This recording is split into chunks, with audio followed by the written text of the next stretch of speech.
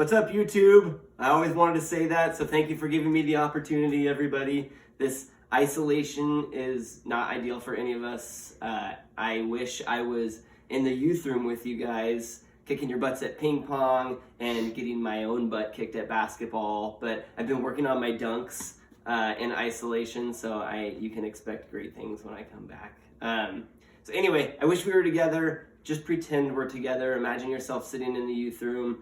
I'm excited to be doing church with you this morning from my house.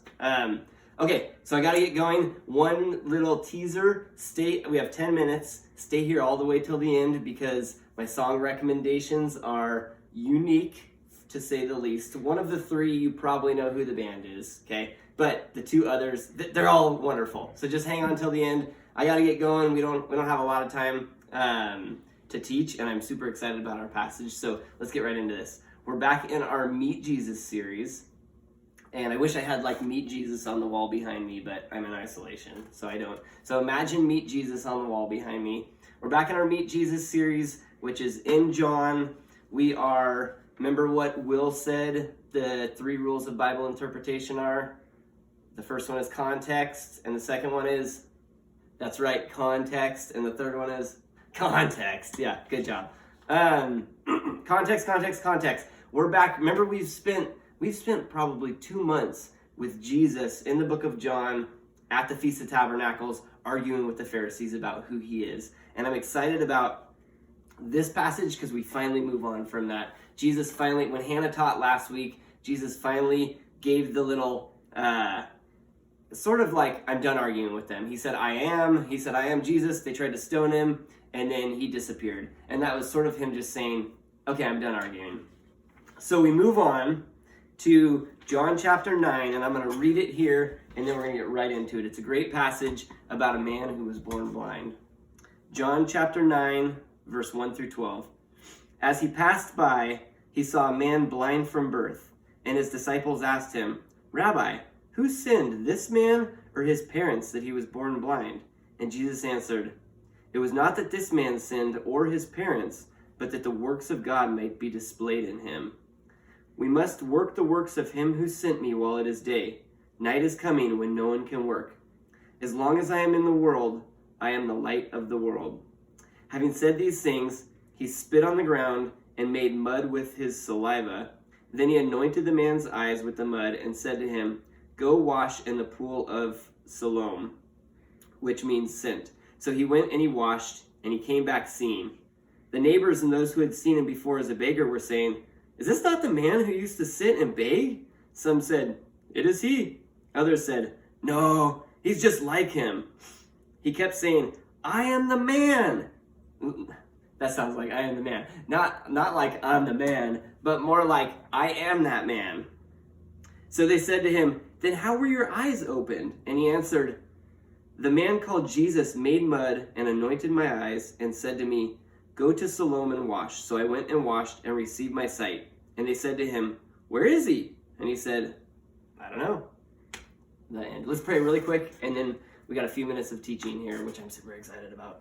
God, please be with us. Thank you that we can still interact over Instagram like this. Please be with us as we dive into your word and we see you give us your son Jesus, when he was on earth, gave us a little bit of insight into why suffering and hard times comes into our life. Please open our eyes to that, God, and help us understand how to react to things like that. Amen. Okay, so hint in my prayer, that's why I'm so excited. Excuse me, coronavirus. That's why I'm so excited about this passage has to do with suffering.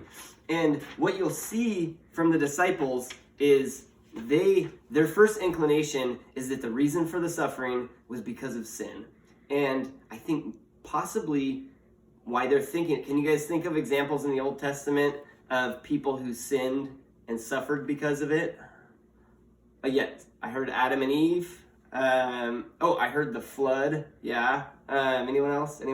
The Israelites, anytime they did good, they'd go into the promised land and good things would happen. Anytime they did bad, their enemies conquered them. So the Old Testament did have a pattern of you sin and bad things happen. You sin and as a consequence, suffering happens. But the Old Testament also had a lot of examples of bad things and suffering happening to people, not because of sin, just because it came into their life. Can you guys think of any examples of those? Waiting. Thank you. Joseph. That was on my mind. That was the first one on my notes. Good call, audience. That's one of my favorite Bible stories. He was righteous, and then he gets wrecked, sold into slavery and everything, is a little confused as to why it happens, and in the end is like, oh, this was God's purpose. Another one of my favorites is Job. Have you guys ever read the book of Job? If you've not read the book of Job, read the book of Job. Chapters 1 and 2. It was this super righteous guy. God's like, hey, devil, you want to go wreck this guy? And the devil just wrecks him. And Job, at the end, what does he say? Oh, he says, shall we receive good from God and not evil? And so this is the end of chapter 2. So chapter 1 and 2, he gets wrecked. And then he's wondering why, and he's confused. And at the end of the book, God swoops back in. And if you guys are looking for anything to read this week, read Job chapter 1 and 2. You can kind of skim 3 through 37 because they just argue the whole time about why God's wrecking Job. And then 38 through 42 is awesome. God says, here's why I wrecked. He doesn't say, here's why I wrecked you. He says, here's who I am. You know, where were you when I laid the foundations of the earth? Anyway, other examples of people who get wrecked not because of their sin, Daniel and Lion's Den, Rakshak and Benny, you know, who get thrown in the fire. And then, I haven't heard this one yet, Jesus didn't sin, and he got wrecked because of his sin, and in the end, his suffering led to God being able to show his power and led to salvation. So I love this story because it teaches us sometimes God has a purpose in suffering, and it's to show his power. This guy in this story was born blind.